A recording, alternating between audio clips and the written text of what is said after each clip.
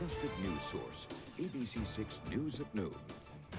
Good afternoon, everyone, and thank you so much for joining us. We begin with the weather as we take a live look outside right now with our sky cam. We're seeing those clouds lingering out there today as we have all morning long. Chelsea has much more on our forecast. Hi, Chelsea. Hey, Doreen. Yeah, dreary start to our new work week. A lot of clouds around the area this morning, and a few little spotty showers have been coming in and out at times. Temperatures are sitting in the upper 50s, so it's a cooler than average day. You're looking at a breeze out of the northeast around 5 miles per hour right now. Temperatures for most of us in the mid to upper 50s range, and then some low 60s along the coastline with the breeze coming in right off the water. We are running significantly cooler than yesterday at this time, especially for our inland spots. We don't have that beautiful sunshine we had for a lot of the weekend. Running about 5 to 10 degrees cooler inland, just a few degrees cooler at our coastline.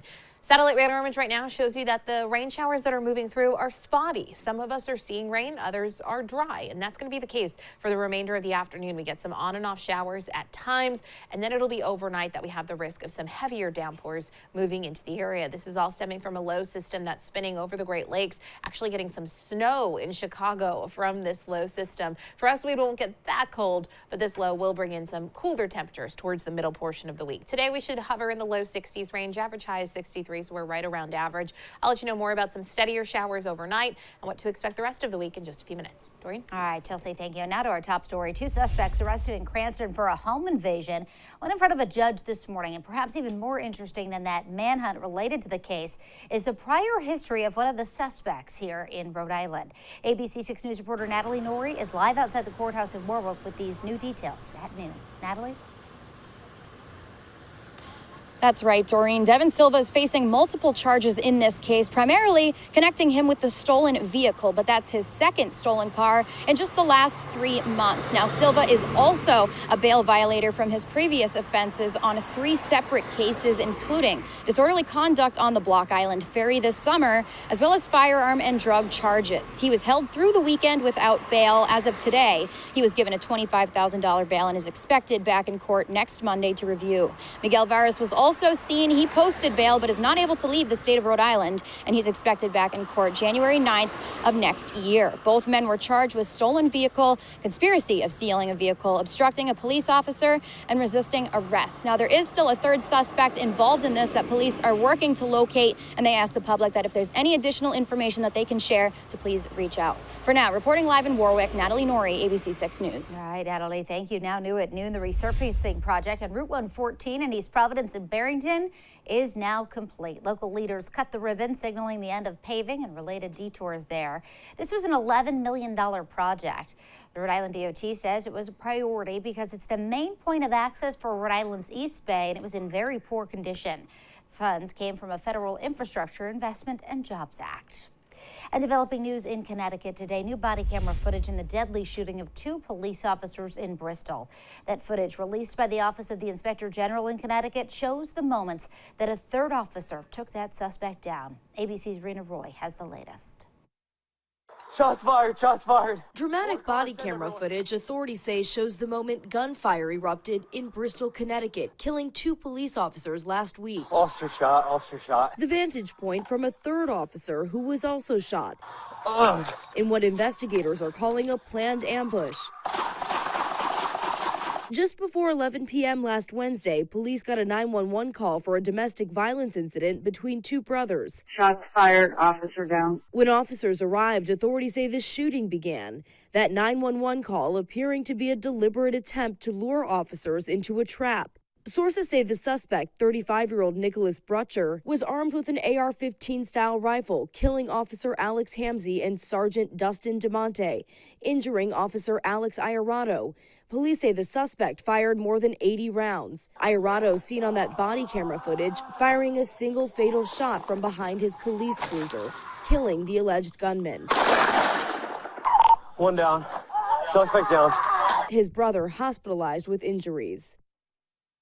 Authorities say Officer Iarato's use of deadly force was justified. As Connecticut mourns the 2 officers lost, Sergeant DeMonte had 2 kids with a third on the way. Officer Hamzy is survived by his wife and parents. Rena Roy, ABC News, New York.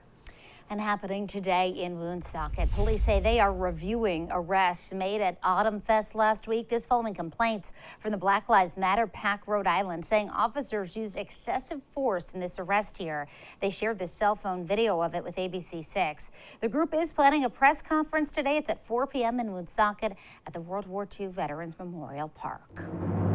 And now to your voice, your vote. The candidates for the 2nd Congressional District seat will go head-to-head tonight in a debate. Former Cranston Mayor Alan Fung and Rhode Island General Treasurer Seth Magaziner will take part in an hour-long debate held at the University of Rhode Island. As we know, C2 is one of the most contentious midterm races, the seat being vacated by Congressman Jim Langevin. Earlier this month, Republican candidate Fung took a lead in the polls over the Democratic candidate Magaziner. Tonight's debate is open and free to the public. The doors open at 6 p.m. And for more information about all of the issues and the candidates in the November general election, we do have an election guide for you. It's up on our website.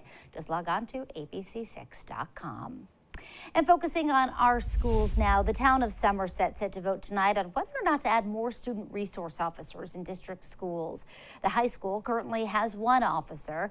The middle school and elementary school share 1. The vote will decide if each school will get its own.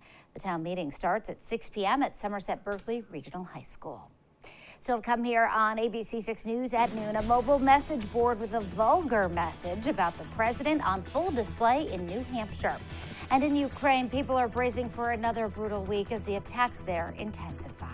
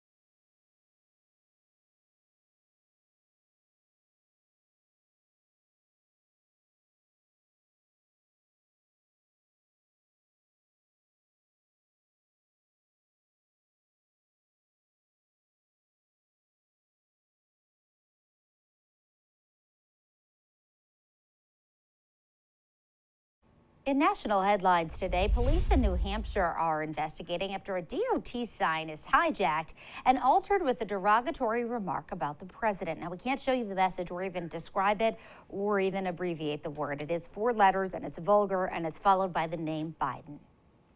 I'm driving down the road and I'm coming to the split to go to the mall or to go to Boston, and I see the sign and I can't even believe it. I don't care, you know, whether you're Republican or if you're a Democrat.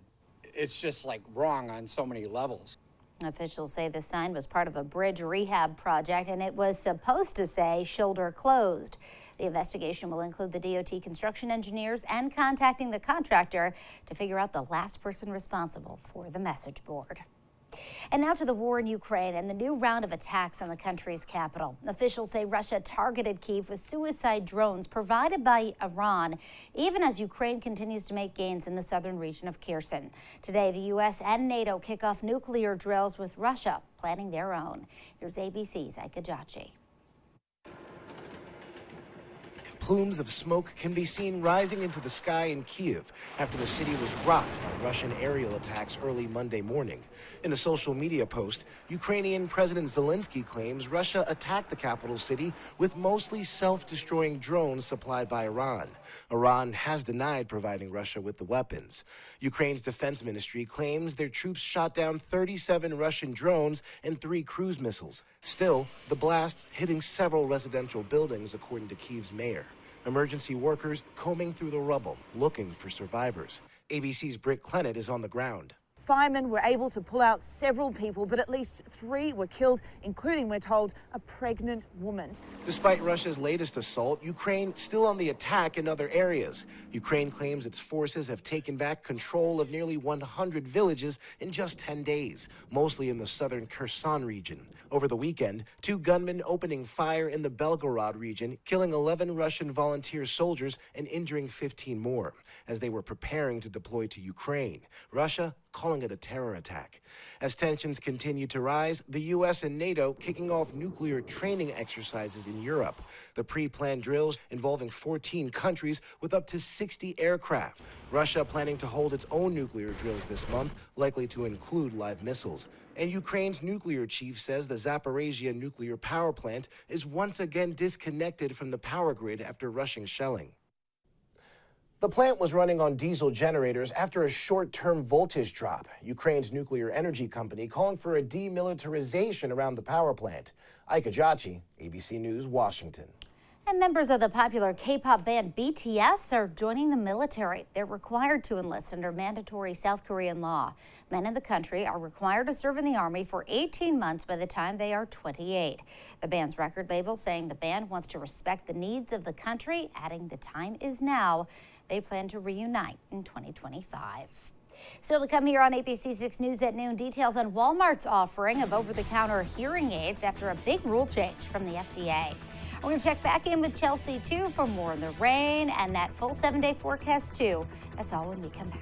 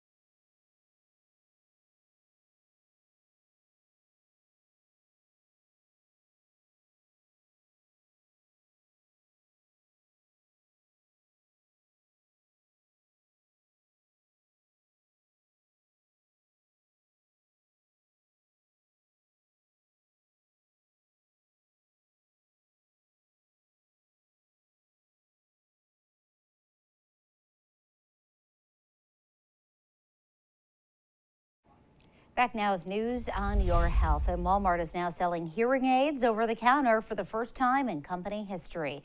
These devices can be purchased without a medical exam by a doctor or a prescription. This comes in the aftermath of the Food and Drug Administration's new rules regarding hearing aids. The FDA says their policy change will make hearing aids more accessible to the general public. These cost between $200 and $1,000. And now, your ABC6 Storm Tracker weather with meteorologist Chelsea Priest. Some spotty showers moving into the area as we look over the radar image early this afternoon. It's been over the last couple of hours that we started to see some of that scattered rain moving in. It started very, very light. It's still pretty light outside, although right along the immediate coastline, there's a little bit of some heavier rain starting to show up in between Rhode Island coastline and in between Block Island right now out over the ocean, some of those heavier showers. But we'll be watching for that area of heavy rain to continue to lift inland as we head into the coming hours. And we go back and forth today. At times you get some heavier showers. At times you just get some light scattered rain. It's not washout conditions. It's just dreary, damp, and cool outside today. 50s for our inland spots, 55 in Smithfield right now, 57 in Providence, low 60s along the immediate coastline, so a little bit warmer at the coast with a breeze coming in out of the south. Our average temperature for this time of year is 63 degrees, and we're going to hover around there this afternoon. Cooler than over the weekend, but still seasonable for this time of year. Breezes coming in from the south for most locations, especially along the coastline, 5 to 15 miles per hour. Still seeing a light breeze from the north, and that's why we are cooler for some of our inland locations. But all of us will eventually get that breeze coming in from the south as we head through the afternoon. Again, we have these scattered showers, on and off spotty showers, a few steadier downpours possible, but the best chance of rain is going to increase as we head through the overnight hours. This is one push coming through right now. A much wider view shows you this large low pressure system spinning over the Great Lakes right now, and the cold front associated with it coming through with some of that scattered rain. It is cold where this low is spinning around. In fact, I mentioned it in my first forecast. There's some snow in Chicago this morning. We have some cool air coming in once this cold front does clear out.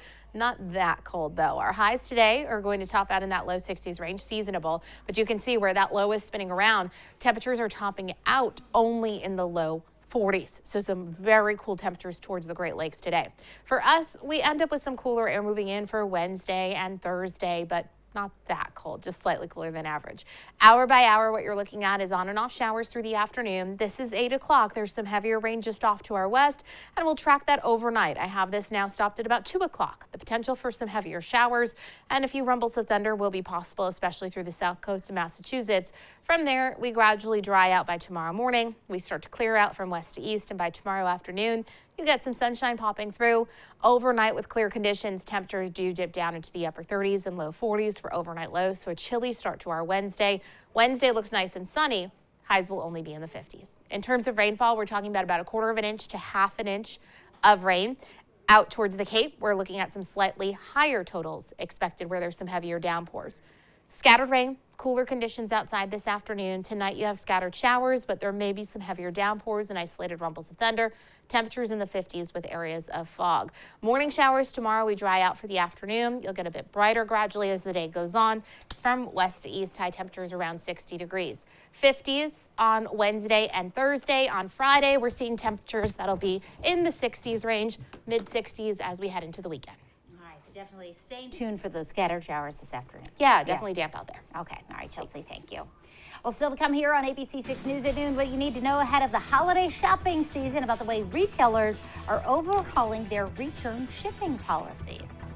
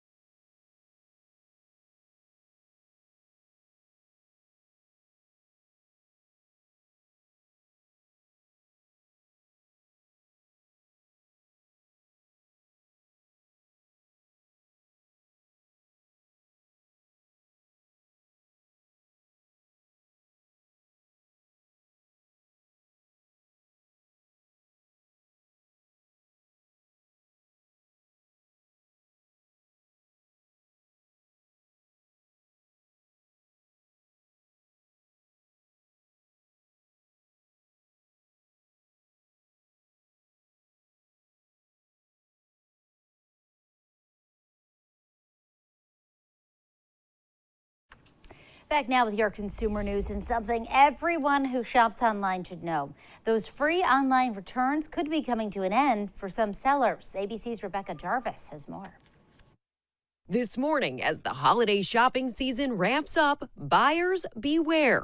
Some major retailers are adjusting their shipping return policies, making free returns a thing of the past. I just was kind of surprised. Online shopping soared during the pandemic, but so did returns. The National Retail Federation reporting $218 billion worth of online purchases were returned in 2021, more than double the year before. All signs point to the era of free returns probably coming to an end in the near future. They're costing retailers millions of dollars every year. And that's because shipping has gotten more expensive and labor has gotten more expensive as well. Business Insider reporting many shoppers do what's called bracketing, buying the same clothes in different sizes and colors, then returning what they no longer want and doesn't fit. H&M announcing on a recent earnings call it will test a fee to ship back returns in certain markets. When I saw that there was going to be a deduction from my refunds, it kind of made me reconsider if I would really be shopping online as often. Among other retailers currently charging shipping fees to return by mail, Zara charging $3.95 for any returns to a drop-off point. Abercrombie & Fitch, a $7 shipping fee to return. J.Crew's prepaid label coming in at $7.50. And JCPenney charging a flat shipping rate of $8. I think eventually they'll just end up paying for it because consumers want to shop and they want to make sure that they are returning the items that they don't want anymore. Experts say there are still ways to avoid those costs. Most retailers let shoppers return online purchases for free at brick-and-mortar stores. Also, see if the store will do free shipping for exchanges rather than returning. And make those returns within the 30-day window you commonly see from retailers. And that was Rebecca Jarvis reporting. Still to come here on ABC6 News at noon, the Celtics will be sporting a new look tomorrow on opening night. We've got the details in the City Edition kit inspired by Bill Russell. Plus, Chelsea has another look at your afternoon forecast right after this.